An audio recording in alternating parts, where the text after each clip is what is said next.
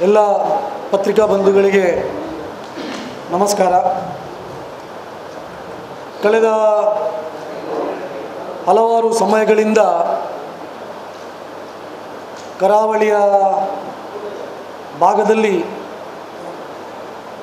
ಹಿಂದೂ ದೇವಸ್ಥಾನ ಭಜನಾ ಮಂದಿರ ಅಷ್ಟು ಮಾತ್ರ ಅಲ್ಲ, ನಮ್ಮ ಧರ್ಮದ ನಿಂದನೆಯನ್ನು ಮಾಡುವಂತಹ, ನಮ್ಮ ದೈವಸ್ಥಾನಗಳ ಪಾವಿತ್ರತೆಯನ್ನು ನಾಶ ಮಾಡುವಂತಹ ಒಂದು ಕೃತ್ಯ ಇವತ್ತು ನಿರಂತರವಾಗಿ ನಡೀತಾ ಇದೆ. ಸಾಮಾಜಿಕ ಜಾಲತಾಣಗಳ ಮುಖಾಂತರ ನಮ್ಮ ದೈವಗಳ ಅಶ್ಲೀಲವಾಗಿ ಚಿತ್ರಗಳನ್ನು ಬಿಡಿಸಿ ಸಾಮಾಜಿಕ ಜಾಲತಾಣದಲ್ಲಿ ಬಿಡುವುದು, ನಮ್ಮ ದೇವಸ್ಥಾನ ಭಜನಾ ಮಂದಿರಗಳ ಕಾಣಿಕೆ ಡಬ್ಬಿಗೆ ಬೇಡದ ವಸ್ತುಗಳನ್ನು ಹಾಕಿ ಅದರ ಪಾವಿತ್ರತೆಯನ್ನು ನಾಶ ಮಾಡುವಂಥ ಕೆಲಸ, ಇದರ ಮುಂದುವರಿದ ಭಾಗವಾಗಿ ಮೊನ್ನೆ ವಿಟ್ಲದ ಸಾಲೆತ್ತೂರು ನಿವಾಸಿಯಾದಂಥ ಅಜೀಜ್ ಅವರ ಮಗಳ ಮದುವೆಯ ಕಾರ್ಯಕ್ರಮದಲ್ಲಿ ಆ ಮದುಮಗ ಕೇರಳದಿಂದ ಬಂದಂತಹ ಉಮರುಲ್ ಬಾಷಿತ್ ಎಂಬಂಥ ಹುಡುಗ ಹಿಂದೂಗಳ ಆರಾಧ್ಯ ದೈವ ಸ್ವಾಮಿ ಕೊರಗಜ್ಜನ ವೇಷವನ್ನು ಹಾಕಿ ಅಪಹಾಸ್ಯವನ್ನು ಮಾಡಿರುವುದು ಇವತ್ತು ತಮಗೆಲ್ಲರಿಗೂ ಗಮನಕ್ಕೆ ಬಂದಿದೆ. ಈಗಾಗಲೇ ಸಾಕಷ್ಟು ಇದರ ಬಗ್ಗೆ ನಾವು ಪ್ರತಿಭಟನೆ, ಹೋರಾಟ, ಮನವಿ ಎಲ್ಲವನ್ನೂ ಮಾಡಿದ್ದೇವೆ. ಈ ಎಲ್ಲ ಕೃತ್ಯಗಳನ್ನು ಖಂಡಿಸಿ ಮುಂದೆ ಇಂತಹ ಘಟನೆಗಳು ಆಗಬಾರ್ದು ಮತ್ತು ಯಾರು ಈ ಕೃತ್ಯಗಳನ್ನು ಮಾಡ್ತಾ ಇದ್ದಾರೆ ಅವರಿಗೆ ಸರಿಯಾದ ಶಿಕ್ಷೆಯನ್ನು ಆ ದೇವರೇ ಕೊಡಬೇಕು ಎಂಬ ಹಿನ್ನೆಲೆಯಲ್ಲಿ ಇವತ್ತು ವಿಶ್ವ ಹಿಂದೂ ಪರಿಷತ್ ಇಡೀ ನಮ್ಮ ದಕ್ಷಿಣ ಕನ್ನಡ, ಉಡುಪಿ, ಕಾಸರಗೋಡು ಜಿಲ್ಲೆಯ ಎಲ್ಲ ದೇವಸ್ಥಾನ, ಭಜನಾ ಮಂದಿರ, ದೈವಸ್ಥಾನಗಳಲ್ಲಿ ನಾವು ಸಾಮೂಹಿಕ ಪ್ರಾರ್ಥನೆಗೆ ಇವತ್ತು ಕರೆ ಕೊಟ್ಟಿದ್ದೆವು. ಸುಮಾರು ಇಡೀ ನಮ್ಮ ಕರಾವಳಿಯಲ್ಲಿ 1000ಕ್ಕೂ ಹೆಚ್ಚು ನಮ್ಮ ಶ್ರದ್ಧಾ ಕೇಂದ್ರಗಳಲ್ಲಿ ಇವತ್ತು ಸಾಮೂಹಿಕ ಪ್ರಾರ್ಥನೆ ಇವತ್ತು ಆಗ್ತಾ ಇದೆ. ಬೆಳಿಗ್ಗೆ ಸಾಕಷ್ಟು ಕಡೆಗಳು ಆಗಿದೆ, ಇನ್ನು ಸಂಜೆಯೂ ಇವತ್ತು ಈ ಕಾರ್ಯಕ್ರಮಗಳು ಆಗಲಿಕ್ಕಿದೆ. ಇವತ್ತೆಲ್ಲ ಹಿಂದೂ ಸಮಾಜದ ಎಲ್ಲ ಬಂಧುಗಳು, ಭಕ್ತರು, ಸಂಘಟನೆಗಳು ಮತ್ತು ಎಲ್ಲ ಸಮುದಾಯದವರು ಕೂಡ ಆ ಭಗವಂತನ ಹತ್ರ ನಾವು ಪ್ರಾರ್ಥನೆ ಮಾಡಿದ್ದೇವೆ. ಯಾರು ಈ ಕೆಲಸವನ್ನು ಮಾಡ್ತಾ ಇದ್ದಾರೆ ಅವರಿಗೆ ಸರಿಯಾದ ಶಿಕ್ಷೆ ಆಗಬೇಕು. ಅಷ್ಟು ಮಾತ್ರ ಅಲ್ಲ, ಮುಂದಿನ ನಮ್ಮ ಹೋರಾಟಕ್ಕೆ ಶಕ್ತಿ ಸಿಗಬೇಕು, ದೇವರ ಅನುಗ್ರಹ ಸಿಗಬೇಕೆಂಬ ಕಾರಣಕ್ಕೋಸ್ಕರ ಇವತ್ತು ನಾವೆಲ್ಲರೂ ಸಾಮೂಹಿಕ ಪ್ರಾರ್ಥನೆಯಲ್ಲಿ ನಾವೆಲ್ಲರೂ ಭಾಗವಹಿಸಿದ್ದೇವೆ. ಇನ್ನು ಎರಡನೇದು, ಇವತ್ತು ಮೊನ್ನೆ ಸ್ವಾಮಿ ಕೊರಗಜ್ಜನ ವೇಷ ಹಾಕಿ ಈ ನಡೆದಂಥ ಕೃತ್ಯಕ್ಕೆ ಹಲವಾರು ಇದನ್ನು ಖಂಡನೆ ಮಾಡಿದ್ದಾರೆ. ಅದರಲ್ಲೂ ಕೆಲವು ಮುಸಲ್ಮಾನ್ ನಾಯಕರು, ಮುಸ್ಲಿಂ ಸಂಘಟನೆಗಳು ಖಂಡನೆ ಮಾಡಿದ್ದಾವೆ. ಆದರೆ ಒಂದು ಕಡೆ ಇವರು ಖಂಡನೆ ಮಾಡ್ತಾ ಇದ್ದಾರೆ, ಇನ್ನೊಂದು ಕಡೆ ಯಾರು ಕೃತ್ಯ ನಡೆಸಿದ್ದಾರೆ ಅಂಥ ಮನೆಗೆ ಹೋಗಿ ಅವರ ಮನೆಯಲ್ಲಿ ಮಾತುಕತೆ ನಡೆಸಿ ಅವರಿಗೆ ಧೈರ್ಯ ತುಂಬುವಂಥ ಕೆಲಸವನ್ನು ಇವತ್ತು ಮಾಡ್ತಾ ಇದ್ದಾರೆ. ಹಾಗಾಗಿ ಸ್ಪಷ್ಟವಾಗಿ ಇದರಲ್ಲಿ ನಮಗೆ ಸಂಶಯ ಬರ್ತಾ ಇದೆ, ಇದರ ಹಿಂದೆ ಯಾವುದೋ ಒಂದು ಕಾಣದ ಕೈ ಕೆಲಸ ಮಾಡ್ತಾ ಇದೆ. ಹಿಂದೂಗಳ ಭಾವನೆಗೆ ನೋವುಂಟು ಮಾಡಬೇಕು, ಹಿಂದೂಗಳ ಮನಸ್ಸಿಗೆ ಭಾವನೆಗಳಿಗೆ ಧಕ್ಕೆ ತರಬೇಕೆಂಬ ಉದ್ದೇಶದಿಂದ ಈ ಕೃತ್ಯಗಳು ಇವತ್ತು ಪ್ರತಿನಿತ್ಯ ನಡೀತಾ ಇದೆ. ಖಂಡನೆ ಮಾಡಬೇಕಾದ್ರೆ ಖಂಡನೆಯನ್ನು ಕೊಟ್ಟರು. ನಮ್ಮ ಇಸ್ಲಾಮಲ್ಲಿ ಇಂಥ ಕೃತ್ಯಗಳಿಗೆ ಇದು ಇಲ್ಲ, ಹೀಗಾಗಿ ಇದು ಮಾಡಿದ್ದು ತಪ್ಪು ಅಂತ ಹೇಳಿದರು. ಆದರೂ ಎಲ್ಲಿ ಕೂಡ ಅವರಿಗೆ ಶಿಕ್ಷೆ ಆಗಬೇಕು ಅಂತೇಳಿ ಯಾರೂ ಹೇಳಿಲ್ಲ. ಅದಕ್ಕೋಸ್ಕರ ನಾನು ಮುಸ್ಲಿಂ ಸಂಘಟನೆಗಳೇನಿದೆ ಅಥವಾ ಯಾರು ಮುಸ್ಲಿಂ ನಾಯಕರಿದ್ದಾರೆ, ನಾನು ಅವರಿಗೆ ಸವಾಲಾಗ್ತಾ ಇದ್ದೀನಿ. ಇದೇನಾದರೂ ಇಸ್ಲಾಮಿಗೆ ಇವತ್ತು ಮೊನ್ನೆ ನಡೆದಂಥ ಏನು ಕೆಲಸ ಇದೆ, ಕೃತ್ಯ ಇದೆ, ಇದು ನಿಮ್ಮ ಇಸ್ಲಾಮಿಗೆ ವಿರುದ್ಧ ಅಂತ ನೀವು ಹೇಳಿದ್ದೀರಿ. ಇಸ್ಲಾಂನಲ್ಲಿ ಈ ರೀತಿಯ ಕೃತ್ಯಕ್ಕೆ ಅವಕಾಶ ಇಲ್ಲ ಅಂತ ಹೇಳಿದ್ದೀರಿ.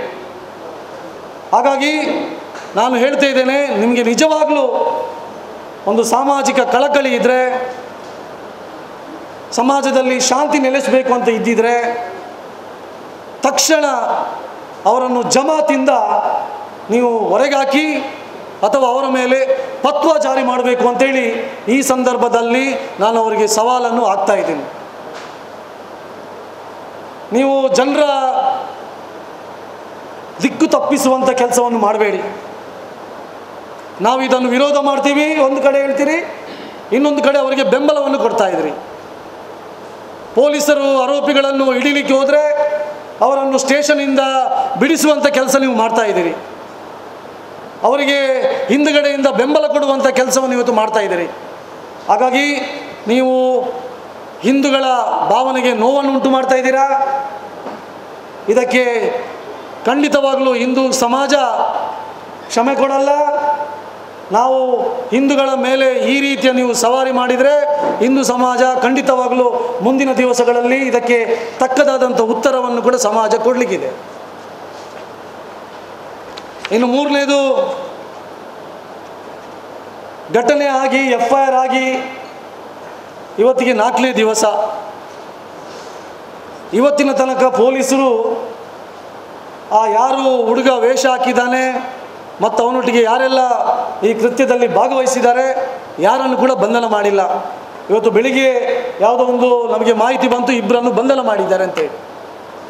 ಹಾಗಾಗಿ ಪೊಲೀಸರ ವೈಫಲ್ಯ ಇವತ್ತು ಇದರಲ್ಲಿ ಎದ್ದು ಕಾಣ್ತಾ ಇದೆ. ನನಗೆ ಗೊತ್ತಿಲ್ಲ ಪೊಲೀಸರು ಯಾಕೆ ಇವರು ಬಂಧನ ಮಾಡಲಿಕ್ಕೆ ಹಿಂದೇಟು ಹಾಕ್ತಾ ಇದ್ದಾರೆ. ಹಾಗಾಗಿ ನಾನು ಪೊಲೀಸರಿಗೆ ಆಗ್ರಹ ಮಾಡ್ತಾ ಇದ್ದೀನಿ, ಮಾನ್ಯ SP ಅವರೇ, ಕೇಸುವಾಗಿ ಇಷ್ಟು ಗಂಟೆ ಆದರೂ ಇಷ್ಟು ಸಮಯ ಆದರೂ ನೀವು ಇವರನ್ನು ಬಂಧನ ಮಾಡಿಲ್ಲ. ಅದಕ್ಕೋಸ್ಕರ ನಾವು ತಕ್ಷಣ ಇವತ್ತೇನಾದರೂ ನೀವು ಮುಂದಿನ ದಿವಸಗಳಲ್ಲಿ ಯಾರೆಲ್ಲ ಈ ಕೃತ್ಯವನ್ನು ನಡೆಸಿದ್ದಾರೆ ಆ ಎಲ್ಲ ಆರೋಪಿಗಳನ್ನು ಬಂಧನ ಮಾಡದಿದ್ದರೆ ನಮ್ಮ ಕರಾವಳಿ ಭಾಗದ ಎಲ್ಲ ತಾಲೂಕು ಕೇಂದ್ರಗಳಲ್ಲಿ ನಾವು ಒಂದು ದೊಡ್ಡದಾದಂಥ ಹೋರಾಟ ಪ್ರತಿಭಟನೆಯನ್ನು ಮುಂದಿನ ದಿವಸಗಳಲ್ಲಿ ಮಾಡಲಿಕ್ಕಿದ್ದೇವೆ ಅಂತೇಳಿ ಈ ಸಂದರ್ಭದಲ್ಲಿ ನಾನು ಪೊಲೀಸ್ ಇಲಾಖೆಗೆ ಎಚ್ಚರಿಕೆಯನ್ನು ಕೊಡ್ತಾ ಇದ್ದೀನಿ. ಇನ್ನು 4ನೇದು, ಕಳೆದ ಹಲವಾರು ವರ್ಷಗಳಿಂದ ಇತ್ತೀಚಿನ ದಿನಗಳಲ್ಲಿ ನಮ್ಮ ದೇವಸ್ಥಾನಗಳಲ್ಲಿ ಯಾವುದೇ ದೈವಸ್ಥಾನಗಳಲ್ಲಿ ಕಾರ್ಯಕ್ರಮ ಆಗಬೇಕಾದ್ರೆ ನೇಮೋತ್ಸವ, ಕೋಲೋತ್ಸವ ಮುಂತಾದವುಗಳು ಕಾರ್ಯಕ್ರಮಗಳಾಗಬೇಕಾದ್ರೆ ಅದರ ವಿಡಿಯೋ ಚಿತ್ರಣವನ್ನು ಮಾಡಿ ಸಾಮಾಜಿಕ ಜಾಲತಾಣಗಳಲ್ಲಿ ಹಾಕ್ತಿರುವುದು ಮತ್ತು ಆ ಫೋಟೋಗಳನ್ನು ಬೇರೆ ಬೇರೆ ರೀತಿಯಲ್ಲಿ ಇವತ್ತಿನ ಆಧುನಿಕ ಕಾಲದಲ್ಲಿ, ಇವತ್ತಿನ ಇಂಟರ್ನೆಟ್ ಯುಗದಲ್ಲಿ ನಮಗೆ ಹೇಗೂ ಹಾಗೆ ಬೇಕಾದ ರೀತಿಯಲ್ಲಿ ದೇವತೆಗಳ ಫೋಟೋಗಳನ್ನು ಎಡಿಟ್ ಮಾಡಿ ಹಾಕುವುದು, ವಿಡಿಯೋಗಳನ್ನು ವಿಚಿತ್ರ ರೀತಿಯಾಗಿ ಹಾಡುಗಳನ್ನು ಹಾಕುವುದು, ಇದೆಲ್ಲವೂ ಇವತ್ತು ಕಾಣ್ತಾ ಇದ್ದೇವೆ. ಹಾಗಾಗಿ ನಾನೆಲ್ಲ ಬಂಧುಗಳ ಹತ್ರ, ಹಿಂದೂ ಬಂಧುಗಳ ಹತ್ರ ನಮ್ಮ ಸಂಘಟನೆಯ ಪರವಾಗಿ ನಾವೆಲ್ಲರೂ ಕೈ ಮುಗಿದು ವಿನಂತಿಯನ್ನು ಮಾಡ್ತಾಯಿದ್ದೇವೆ. ದಯವಿಟ್ಟು ಈ ರೀತಿಯ ವಿಡಿಯೋಗಳನ್ನು ಫೋಟೋಗಳನ್ನು ಹಾಕಿ ಮಾಧ್ಯಮಗಳಲ್ಲಿ ಹಾಕುವುದು, ಡ್ಯಾನ್ಸ್ ಮಾಡುವುದು ಅಥವಾ ಬೇರೆ ಬೇರೆ ಇವತ್ತು ನಿಮ್ಮ ನಾಟಕ ಇರ್ಬೋದು ಅಥವಾ ಬೇರೆ ಬೇರೆ ಕಾರ್ಯಕ್ರಮಗಳಲ್ಲಿ ದೇವರ ನೃತ್ಯಗಳನ್ನು ಮಾಡುವುದು ಇದು ಸರಿಯಲ್ಲ. ಅದಕ್ಕೋಸ್ಕರ ತಾವು ಇದನ್ನು ಎಲ್ಲವನ್ನು ನಿಲ್ಲಿಸಬೇಕು ಅಂತೇಳಿ ವಿನಂತಿಯನ್ನು ಮಾಡುತ್ತಾ, ಅಷ್ಟು ಮಾತ್ರ ಅಲ್ಲ, ಎಲ್ಲ ದೇವಸ್ಥಾನ ಧಾರ್ಮಿಕ ಕ್ಷೇತ್ರದ ಎಲ್ಲ ಮುಖಂಡರ ಹತ್ರನೂ ನಾವು ವಿಶ್ವ ಹಿಂದೂ ಪರಿಷತ್ನ ಪರವಾಗಿ ತಮ್ಮೆಲ್ಲರ ಹತ್ರ ವಿನಂತಿಯನ್ನು ಮಾಡ್ತಾ ಇದ್ದೇನೆ. ನಮ್ಮ ಕಾರ್ಯಕ್ರಮಗಳು ಆಗಬೇಕಾದ್ರೆ ದಯವಿಟ್ಟು ಒಂದು ನಾಮಫಲಕವನ್ನು ಹಾಕಿಬಿಡಿ, ಇಲ್ಲಿ ಫೋಟೋ ತೆಗೆಯಲಿಕ್ಕೆ ವಿಡಿಯೋ ಮಾಡಲಿಕ್ಕೆ ನಿಷೇಧ ಮಾಡಲಾಗಿದೆ ಎಂಬಂಥ ಒಂದು ನಾಮಫಲಕವನ್ನು ಹಾಕಿ ನಮ್ಮ ಸಂಸ್ಕೃತಿಯನ್ನು, ನಮ್ಮ ಧರ್ಮವನ್ನು ಅಥವಾ ನಮ್ಮ ಪರಂಪರೆಯನ್ನು ಉಳಿಸುವಂಥ ಒಂದು ಕೆಲಸ ನಾವೆಲ್ಲರೂ ಮಾಡಬೇಕಾಗಿದೆ. ಅದಕ್ಕೋಸ್ಕರ ಈ ಮಾಧ್ಯಮದ ಮುಖಾಂತರ ನಾನು ಎಲ್ಲರ ಹತ್ರ ಈ ವಿನಂತಿಯನ್ನು ಈ ಸಂದರ್ಭದಲ್ಲಿ ನಾನು ಮಾಡ್ತಾಯಿದ್ದೀನಿ.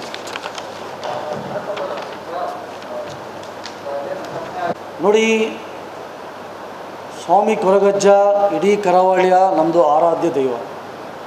ಆ ಸ್ವಾಮಿಯ ರೂಪ ಹೇಗಿದೆ, ಇದು ಹೇಗಿದೆ ಎಲ್ಲರಿಗೂ ಗೊತ್ತಿದೆ.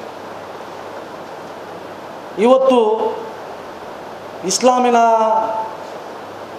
ಆರಾಧಕರು ಅವರು ಪೂಜೆ ಮಾಡುವಂಥ ಮಹಮ್ಮದ್ ಪೈಗಂಬರ್ನ ಯಾವುದೋ ಒಂದು ಹೆಸರನ್ನು ಬರೆದು ನಾನು ಕುತ್ತಿಗೆಯಲ್ಲಿ ಹಾಕಿ ಡ್ಯಾನ್ಸ್ ಮಾಡಿದರೆ ಅವರು ಬಿಡ್ತಾರ? ಅವರು ಬೆಂಕಿ ಹಚ್ತಾಯಿದ್ರು. ಅಂದರೆ ನಮ್ಮ ದೇವರು ದೇವತೆಗಳ ಬಗ್ಗೆ ಅವರು ಹೇಗೆ ಬೇಕಾದರೂ ಹಾಕ್ಬೋದು, ಹೇಗೆ ಬೇಕಾದರೂ ಡ್ಯಾನ್ಸ್ ಮಾಡ್ಬೋದು. ಅದನ್ನು ಅವರು ಸಮರ್ಥನೆ ಮಾಡ್ತಾರೆ. ಕಪ್ಪು ಕಲ್ಲರ್ ಬಣ್ಣ ಹಾಕಿ ಯಾವುದೋ ಒಂದು ಟೊಪ್ಪಿ ಹಾಕ್ಬೋದಿತ್ತಲ್ಲ ಅವರಿಗೆ, ಕ್ಯಾಪ್ ಹಾಕ್ಬೋದಿತ್ತಲ್ಲ ಅವರಿಗೆ, ಅಥವಾ ಅವರು ಧರಿಸುವಂಥ ಯಾರು ಮುಸಲ್ಮಾನ ಧರಿಸುವಂಥ ಟೋಪಿ ಹಾಕಿರಲಿ. ಯಾಕೆ ನಮ್ಮ ಕೊರಗಜ್ಜ ಸ್ವಾಮಿ ದೇವರು ಹಾಕುವಂಥ ಅಂಥದ್ದೇ ಇದನ್ನು ಯಾಕೆ ಹಾಕಬೇಕು? ಅವರು ನೃತ್ಯ ಮಾಡಿ ನಮಗೇನು ತೊಂದರೆ ಇಲ್ಲ. ಇಸ್ಲಾಮಿಗೆ ಅವರಿಗೆ ವಿರುದ್ಧ ಇದೆ, ಇಸ್ಲಾಂನ ಪರವಾಗಿದೆಯಾ ನಮ್ಗೆ ಗೊತ್ತಿಲ್ಲ. ಅವರು ನೋಡಿ, ಅವ್ರು ಹೇಗೆ ಬೇಕಾದರೂ ಆಚರಣೆ ಮಾಡಲಿ, ಅವ್ರಿಗೆ ಬಿಟ್ಟದ್ದು. ನಮ್ಮ ಸಂಪ್ರದಾಯವನ್ನು ನಾವು ಪೂಜೆ ಮಾಡುವಂಥ ದೇವತೆಗಳನ್ನು ಈ ರೀತಿಯಾಗಿ ಅವರು ಅದನ್ನು ಬಿಂಬಿಸ್ತಾರೆ ಅಂತ ಕೇಳಿದರೆ ನಾವು ಸುಮ್ಮನೆ ಕೂತ್ಕೊಳ್ಬೇಕಾ? ಅಥವಾ ಇದನ್ನು ನೋಡಿಕೊಂಡು ಸಹಿಸಿ? ಅದೇ ನಾನು ಹೇಳ್ತಿರೋದು. ನಾನು ಖಾಸಗಿ ಹಾಕ್ತೇನೆ, ಮಹಮ್ಮದ್ ಪೈಗಂಬರ್ನ ಫೋಟೋ ಹಾಕಿ ಅಥವಾ ಹೆಸರು ಹಾಕಿ ನಾನು ಡ್ಯಾನ್ಸ್ ಮಾಡ್ತೇನೆ, ಒಪ್ತಾರವರು? ನಾನು ಖಾಸಗಿಯಾಗಿ ಮಾಡ್ತೇನೆ, ನೀವು ಒಪ್ತೀರಾ? ಮಾಧ್ಯಮದವರು ಒಪ್ತೀರಾ? ಯಾರು ಒಪ್ಪುವುದಿಲ್ಲ. ಯಾಕೆಂದರೆ ಅದು ಅವರ ಆರಾಧನೆ ಮಾಡುವಂಥದ್ದು, ಅವರು ಪೂಜೆ ಮಾಡೋದು, ಅವರ ಭಾವನೆಗೆ ನೋವು ತರಬಾರ್ದು ಅಂತೇಳಿ ನಮಗೂ ಗೊತ್ತಿದೆ. ನಾವು ಅದನ್ನು ಮಾಡಲ್ಲ. ನಾನು ಅದನ್ನು ಹೇಳೋದು, ಡ್ಯಾನ್ಸ್ ಮಾಡಲಿ, ಅವರು DJ ಹಾಕಲಿ, ಕುಣಿಯಲಿ, ನಮಗೇನು ಅದಕ್ಕೆ ನಮ್ಮದು ಸಂಬಂಧ ಇಲ್ಲ. ನಾನು ಹೇಳುತ್ತಿರೋದು ಆ ರೀತಿಯ ವೇಷಭೂಷಣಗಳನ್ನು ಯಾಕೆ ಹಾಕಬೇಕು ಅಂತೇಳಿ. 5-6 ವರ್ಷಗಳ ಮುಂಚೆ, 5 ಅಲ್ಲ ಸುಮಾರು 10 ವರ್ಷಗಳ ಮುಂಚೆ ಬ್ಯಾರಿಯ ಬಪ್ಪನಾಡು ಕ್ಷೇತ್ರದಲ್ಲಿ ಒಂದು ಕಥೆ ಇದೆ. ಆ ದೇವಿಗೆ ಮತ್ತು ಆ ಕಥೆಗೆ ಸಂಬಂಧ ಇದೆ. ಬಚ್ಪೆಯಲ್ಲಿ ಶಾರದಾ ಮಹೋತ್ಸವದಲ್ಲಿ ನಾವು ಅದರ ಒಂದು ಸ್ತಬ್ಧ ಚಿತ್ರದಲ್ಲಿ ಅದನ್ನು ನಾವು ಬಿಂಬಿಸಿ ನಾವು ಮಾಡಬೇಕಾದ್ರೆ ಇಡೀ ಮುಸಲ್ಮಾನರು ವಿರೋಧ ಮಾಡಿದರು. ಯಾಕೆ ಮಾಡಿದರು? ಅವನು ಟೋಪಿ ಹಾಕಿದ್ದಾನೆ ಅಂತೇಳಿ. ಅಲ್ಲಿ ನಿಜವಾಗಲೂ ಅಲ್ಲಿ ನಂಬಿಕೆ ಇದೆ. ಇವತ್ತು ನಾವು ಬಪ್ಪ ಬ್ಯಾರಿಯನ್ನು ಅಲ್ಲಿ ನಾವು ಹಿಂದೂಗಳು ನಂಬ್ತೇವೆ ಮತ್ತು ಅವರಿಗೆ ಗೌರವ ಕೊಡ್ತೀವಿ. ಆ ಗೌರವ ಕೊಟ್ಟದನ್ನು ಹಾಕಿದ್ದಕ್ಕೆ ವಿರೋಧ ಮಾಡಿದ್ದಾರೆ. ಇವತ್ತು ನಾವದು ಧಾರ್ಮಿಕವಾಗಿ ಆ ಕಾರ್ಯಕ್ರಮವನ್ನು ಮಾಡಿದ್ವಿ, ಧಾರ್ಮಿಕವಾಗಿ ಆ ಟ್ಯಾಬ್ಲೋದಲ್ಲಿ ಕೊಂಡೋಗಿದ್ರು. ಆದರೆ ಇವತ್ತು ಇವರು ಮದುವೆಯ ಸಮಾರಂಭದಲ್ಲಿ, ಡ್ಯಾನ್ಸ್ ಕೂಟದಲ್ಲಿ ನಾವು ಆರಾಧನೆ ಮಾಡುವಂಥ, ಪೂಜೆ ಮಾಡುವಂಥ ನಮ್ಮ ದೈವದ ಬಗ್ಗೆ ಇವರು ಇಷ್ಟು ಹೀನಾಯವಾಗಿ ಇವತ್ತು ವರ್ತನೆ ಮಾಡ್ತಾರೆ ಅಂತ ಕೇಳಿದರೆ ಸುಮ್ಮನೆ ಕೂತ್ಕೊಳ್ಳಿಕ್ಕೆ ನಾವೇನು ಸಾಧ್ಯವೇ ಇಲ್ಲ. ಲಕ್ಷಾಂತರ ಜನರಿಗೆ ಇವತ್ತು ನೋವುಂಟಾಗಿದೆ, ಕಣ್ಣೀರು ಬಂದಿದೆ ಇದನ್ನು ನೋಡಿ. ಇಷ್ಟು ಮಾತ್ರ ಅಲ್ಲ, ಪತ್ರಿಕೆ, ನಾನು ಈ ವಾಕ್ಯವನ್ನು ನಿಮಗೆ ತೋರಿಸಲ್ಲ. ಇದನ್ನು ನೋಡಿದರೆ ಏನಾಗ್ಬೋದು ಅನ್ಸಲ್ಲ, ಯೋಚನೆ ಮಾಡಿ. ನಾವೇನಾದರೂ ಪತ್ರಿಕೆಯಲ್ಲಿ ಇದನ್ನು ಹಾಕಿದರೆ ಯಾವ ರೀತಿ ಇದನ್ನು ಬಿಂಬಿಸ್ತಾರೆ ನಮ್ಮ ದೈವಗಳ ಬಗ್ಗೆ. ಸಾಮಾಜಿಕ ಜಾಲತಾಣಗಳಲ್ಲಿ ಈ ರೀತಿಯಾಗಿ ಬೆತ್ತಲೆ ಚಿತ್ರಗಳನ್ನು ಹಾಕಿ ಈ ಘಟನೆಗಳ ಸ್ವಾಮಿ ಕೊರಗಜ್ಜ ಇರ್ಬೋದು, ದೈವ ಇರ್ಬೋದು, ದೇವಿ ಇರ್ಬೋದು, ಈ ರೀತಿಯಾಗಿ ಇವರು ಬಿಂಬಿಸ್ತಾರೆ ಅಂತ ಕೇಳಿದರೆ ಕುತ್ಕೊಂಡು ಇದನ್ನು ನೋಡಬೇಕಾ? ಅಥವಾ ಇವರು ಖಾಸಗಿಯಾಗಿ ಏನು ಬೇಕಾದರೂ ಮಾಡ್ಬೋದಾ? ಇದಕ್ಕೆ ಅರ್ಥ ಇದೆಯಾ? ಎಲ್ಲವೂ ಕಂಪ್ಲೇಂಟ್ ಕೊಟ್ಟಿದ್ದೇವೆ. ಪ್ರತಿನಿತ್ಯ ಕಂಪ್ಲೇಂಟ್ ಆಗ್ತಾ ಇದೆ. ಪ್ರತಿನಿತ್ಯ ಒಂದಲ್ಲ ಒಂದು ಈ ರೀತಿಯಾಗಿ ಘಟನೆಗಳಾಗ್ತಾ ಇದೆ. ನೋಡಿ, ಕ್ಷಮಾಪಣೆ ಕೇಳಿದ್ದು ಅವನು ಕೇಳಲೇಬೇಕಾಗಿದ್ದು, ಅಷ್ಟು ಜನ ಅದನ್ನು ವಿರೋಧ ಮಾಡಿದ್ದಾರೆ. ನಾವು ಹೇಳ್ತಿರುವುದು ನಮ್ಮ ದೈವಸ್ಥಾನಗಳಿಗೆ ಇವತ್ತು ಅಪಹಾಸ್ಯ ಆಗ್ತಾ ಇದೆ, ಅದನ್ನು ಅಪವಿತ್ರಗೊಳಿಸ್ತಾ ಇದ್ದಾರೆ. ಇವರ ಉದ್ದೇಶ ನಮ್ಮ ಧಾರ್ಮಿಕ ಕ್ಷೇತ್ರಗಳನ್ನು ಅಪವಿತ್ರಗೊಳಿಸಬೇಕೆಂಬ ಏಕೈಕ ಉದ್ದೇಶದಿಂದ ಈ ಘಟನೆಗಳು ಪದೇ ಆಗ್ತಾ ಇದೆ.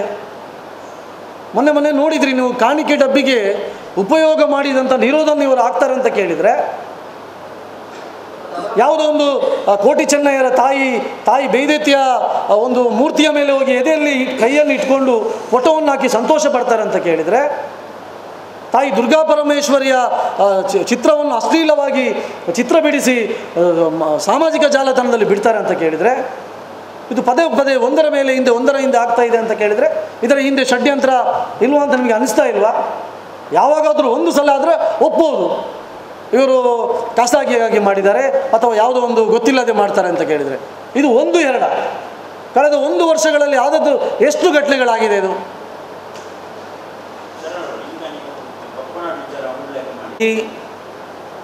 ನನಗೆ ಒಂದು ಹೇಳಿ ನೀವು, ಇವತ್ತಿನ ತನಕ ಹಿಂದೂಗಳು ನಮ್ಮ ಯಕ್ಷಗಾನ ಇರ್ಬೋದು, ನಾಟಕ ಇರ್ಬೋದು, ಬೇರೆ ಬೇರೆ ಕಾರ್ಯಕ್ರಮಗಳಲ್ಲಿ ಯಾವತ್ತಾದರೂ ಇಸ್ಲಾಮಿನ ವಿರುದ್ಧ ಅಥವಾ ಕ್ರಿಶ್ಚಿಯಾನಿಟಿಯ ವಿರುದ್ಧ ಯಾವುದಾದ್ರೂ ಒಂದು ಈ ರೀತಿಯ ಚಿತ್ರಗಳನ್ನು ಬಿಡಿಸಿರ್ಬೋದು ಅಥವಾ ಈ ರೀತಿಯ ಕಾರ್ಯಕ್ರಮಗಳಿರ್ಬೋದು, ನೃತ್ಯಗಳು ಯಾವುದಾದ್ರೂ ಒಂದು ಮಾಡಿದಂಥ ಘಟನೆಗಳನ್ನು ಹೇಳಿ.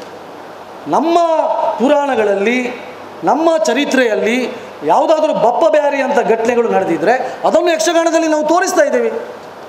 ಬಪ್ಪ ಬ್ಯಾರಿ ದೇವಿಯ ಭಕ್ತಿಯ ಮುಖಾಂತರ ದೇವಿ ಪ್ರತ್ಯಕ್ಷಳಾಗ್ತಾಳೆ ಎಂಬಂಥ ಕತೆ ನಮ್ಮಲ್ಲಿ ಇದೆ. ಅದಕ್ಕೋಸ್ಕರ ನಾವು ಅದನ್ನು ಯಕ್ಷಗಾನದಲ್ಲಿ ತೋರಿಸ್ತಾ ಇದ್ದೇವೆ. ತಪ್ಪೇನಿದೆ? ಅದರಲ್ಲಿ ಏನು ತಪ್ಪಿಲ್ಲ. ಗೌರವದ ಸ್ಥಾನವನ್ನು ನಾವು ಕೊಟ್ಟಿದ್ದೇವೆ. ಅಪಹಾಸ್ಯ ಮಾಡಲೇ ಇಲ್ಲ ನಾವು, ಸಾಧ್ಯನೇ ಇಲ್ಲ. ಯಾವುದು ತೋರಿಸಲಿ ಅವರು? ಯಾವುದು ಪ್ರಸ್ತುತ ಪರಿಸ್ಥಿತಿಯಲ್ಲಿ ಹಿಂದೂಗಳ ಭಾವನೆಗೆ ನೋವುಂಟಾಗಿದ್ದರೆ, ಧಕ್ಕೆ ಆದರೆ ಅದನ್ನು ಅವರು ಅಲ್ಲಿ ತೋರಿಸಿರ್ಬೋದು. ಅದನ್ನು ಬಿಟ್ಟು ಯಾವುದೋ ಒಂದು ಇಸ್ಲಾಮಿ ಹೀಗೆ ಇದೆ, ಕ್ರಿಶ್ಚಿಯಾನಿಟಿಯ ಬಗ್ಗೆ ಹೀಗೆ ಇದೆ, ಒಂದು ಅಪಹಾಸ್ಯವಾಗಿ ಅವರಿಗೆ ನೋವುಂಟುವ ರೀತಿಯಲ್ಲಿ ಒಂದೇ ಒಂದು ಕಾರ್ಯಕ್ರಮ ಹಿಂದೂಗಳು ಇಷ್ಟ ತನಕ ಮಾಡಲಿಲ್ಲ, ಮುಂದೆನೂ ಮಾಡಲ್ಲ. ನಮ್ಗೆ ಗೊತ್ತಿದೆ ಹಿಂದೂ ಸಮಾಜ ನಾವು ಎಲ್ಲರನ್ನೂ ಒಟ್ಟಿಗೆ ತೆಗೆದುಕೊಳ್ಳುವಂಥ ಸಮಾಜ. ಹಾಗಾಗಿ ಹಿಂದೂಗಳು ಯಾರು ಕೂಡ ಈ ರೀತಿಯ ಕೃತ್ಯವನ್ನು ಮಾಡಲಿಕ್ಕೆ ಸಾಧ್ಯನೇ ಇಲ್ಲ. ಇದನ್ನು ನಾನು ಒಪ್ಪುವುದು ಕೂಡ ಇಲ್ಲ.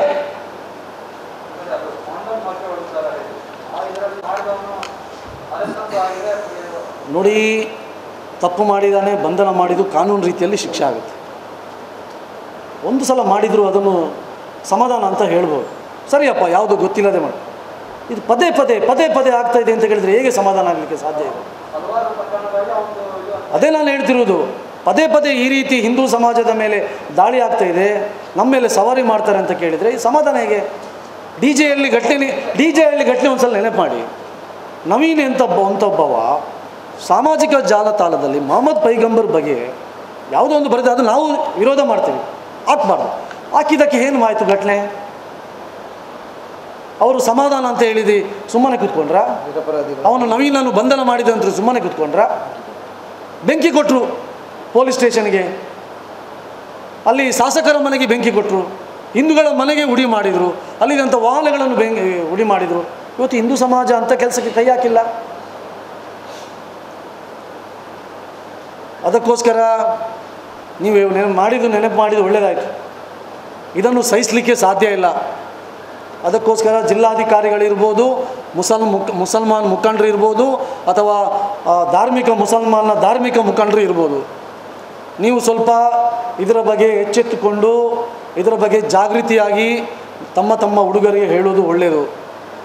ನಿಮಗೆ ಬೆಂಗಳೂರಿನಂಥ ಘಟನೆ, ಡಿ ಜೆ ಹಳ್ಳಿ ಅಂಥ ಘಟನೆ, ಕೆ ಜೆ ಹಳ್ಳಿ ಅಂಥ ಘಟನೆಗಳು ಇವತ್ತು ಇಲ್ಲಿ ಆಗಬಾರ್ದು ಅಂಥ ಬಂಧುಗಳು ಆಗಬಾರ್ದು ಅಂತ ಇದ್ದಿದ್ರೆ ಇದಕ್ಕೆ ಕಡಿವಾಣ ಹಾಕಿ. ಹಿಂದೂ ಸಮಾಜ ತಾಳ್ಮೆ ಇದೆ, ಆದರೆ ಈ ತಾಳ್ಮೆಯ ಪರೀಕ್ಷೆಯನ್ನು ಅವರು ಮಾಡುವುದು ಬೇಡ. ನಮಗೂ ಅಗತ್ಯ ಇಲ್ಲ ಜಿಲ್ಲೆಯಲ್ಲಿ ಗಲಭೆ ಆಗಬೇಕು, ಬಂದ್ ಆಗಬೇಕು ಅಥವಾ ಇನ್ನೊಂದು ಆಗಬೇಕು ಅಂತೇಳಿ. ಸಹಿಸಲಿಕ್ಕೆ ಸಾಧ್ಯ ಇಲ್ಲ. ಮುಂದಿನ ದಿವಸಗಳಲ್ಲಿ ಈ ರೀತಿಯ ಘಟನೆಗಳು ಪದೇ ಆದರೆ ಇದಕ್ಕೆ ಜಿಲ್ಲಾಡಳಿತ ಮತ್ತು ಯಾರು ಈ ಕೃತ್ಯ ಮಾಡ್ತಾ ಇದ್ದಾರೆ ಅಂಥ ಸಮುದಾಯಗಳೇ ಹೊಣೆ. ನಾಡ್ದು ನಮ್ಮನ್ನು ದೂರಬೇಡಿ. ಇವತ್ತು ಇಡೀ ಕರಾವಳಿಯಲ್ಲಿ ಹಿಂದೂ ಸಮಾಜ ಎದ್ದಿದೆ. ಇವತ್ತು ಎಲ್ಲರೂ ಪ್ರಾರ್ಥನೆಯಲ್ಲಿ ಭಾಗವಹಿಸಿದ್ದಾರೆ. ಅಂದರೆ ಅರ್ಥ ಕೇವಲ ದೇವಸ್ಥಾನದಲ್ಲಿ ಹೋಗಿ ಕೈ ಮುಗಿದು ಭಗವಂತನಲ್ಲಿ ಪ್ರಾರ್ಥನೆ ಮಾಡಿದ್ದು ಮಾತ್ರ ಅಲ್ಲ. ನಾವು ನಮ್ಮ ಮುಂದಿನ ಹೋರಾಟಕ್ಕೂ ನಮಗೆ ಶಕ್ತಿ ಕೊಡಿ ಅಂತೇಳಿ ನಾವು ಭಗವಂತನ ಹತ್ರ ಕೇಳಿದ್ದೇವೆ. ಅರ್ಥ ಮಾಡಿಕೊಳ್ಳಿ, ಇದನ್ನು ತಂಟೆಗೆ ಬರಬೇಡಿ. ನಾವು ಯಾರ ತಂಟೆಗೆ ಹೋಗುವುದಿಲ್ಲ. ಆದರೆ ನಮ್ಮ ಭಾವನೆಗೆ ಧಕ್ಕೆ ಆದರೆ, ನಮ್ಮ ಭಾವನೆಗಳಿಗೆ ನೋವುಂಟನ್ನು ಮಾಡಿದರೆ ಹಿಂದೂ ಸಮಾಜ ಕೈಕಟ್ಟಿ ಕೂತ್ಕೊಳ್ಳುವುದಿಲ್ಲ.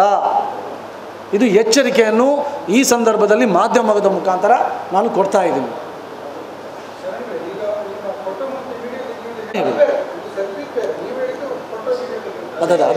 ಅದನ್ನೇ ಸೇರಿಸಿ ಹೇಳೋದು.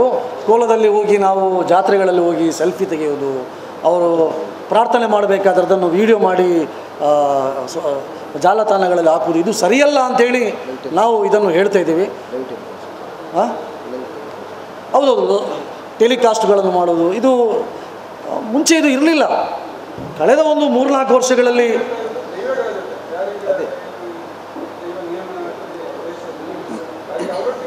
ಸ್ವಾಮಿ ಕೊರಗಜ್ಜನ ಬಗ್ಗೆನೂ ನೀವು ಹೇಳ್ತಿರೋದು, ಯಾರು ಅದರ ಇದು ಮಾಡ್ತಾರೆ, ದೈವದ ಪಾತ್ರೆ ಯಾರು ಮಾಡ್ತಾರೆ ಅವರೊಟ್ಟಿಗೂ ನೀವು ತೆಗಿಬಾರ್ದು ಅಂತ ಹೇಳಿ, ಅದು ಸರಿಯಲ್ಲ ಅಂಥೇಳಿ ನಾವು ಹೇಳ್ತಾ ಇರೋದು. ಇದು ಸರಿಯಲ್ಲ ನಾವು ಮಾಡ್ತಿರುವುದು. ನೋಡಿ, ಇದರಿಂದಾಗಿ ನಾನು ನಮ್ಮಲ್ಲಿ ಸಾಕಷ್ಟು ನ್ಯೂನತೆಗಳು ಇರ್ಬೋದು, ನಾನು ಇಲ್ಲ ಅಂತ ಹೇಳ್ತಿಲ್ಲ. ಅದನ್ನು ಸರಿ ಮಾಡುವಂಥ ಕೆಲಸ ಇವತ್ತು ನಮ್ಮ ಸಂಘಟನೆ ಕಡೆಯಿಂದಲೂ ಕೂಡ ಆಗ್ತಾಯಿದೆ. ಅದಕ್ಕೋಸ್ಕರ ನಾವು ಇವತ್ತು ಈ ಮಾಧ್ಯಮದ ಮುಖಾಂತರ ನಾವು ವಿನಂತಿಯನ್ನು ಮಾಡೋಣ, ಈ ರೀತಿಯ ಕೆಲಸಗಳು ನಾವು ಫೋಟೋ ತೆಗೆಯುವುದನ್ನೆಲ್ಲ ಕಡಿಮೆ ಮಾಡೋಣ ಅಂಥೇಳಿ ಅದಕ್ಕೆ ಸಂದರ್ಭದಲ್ಲಿ ವಿನಂತಿಯನ್ನು ಮಾಡ್ತಾಯಿದ್ದೀವಿ.